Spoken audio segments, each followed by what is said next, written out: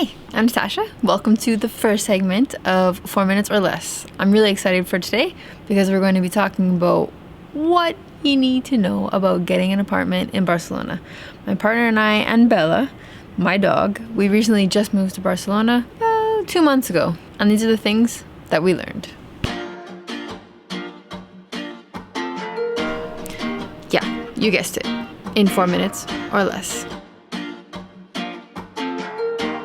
You could be paying 4, 5 to 10,000 euros just in 1 month to start renting an apartment. That first month when you're moving in, you're setting everything up, you're trying to figure things out, trying to figure out what you're going to be paying. I was shocked to find out how much you actually have to pay. Of course, you have to pay first month's rent, 2 months of deposit. You do get that back if you're a good tenant at the end of your contract. On top of that, if you go through an agency, which normally you have to go through, you have to pay 10% of what you would pay in rent for a year, and you don't get that back.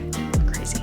Where do you find these apartments? We looked on Idealista. It's a really great website. What I wish we would have known is to get a Spanish phone number right away and call these agencies, call all of these private numbers, because it's much easier and they're more likely to help you out. And don't look in the month of August because everybody is on holiday. So when we were looking, of course, we have Bella. So we had to make sure that we could find a place that would accept pets. And those are far and few between. But we found that if we were usually really upfront with people, showed them a picture of her, they were far more likely to be willing to show us the place. So yeah, it'll be more challenging. You'll have less options, but they're part of your family, right? So once you've actually found some places that you're interested in, you have to basically put in an application to try and get the place. We were actually up against some competition to get the apartment that we have now, and they just choose you based on who you are, where you come from, and what you do, basically. Pretty competitive. You can get an 11-month contract, whoever is renting it out to you, and they basically can decide if they want to renew you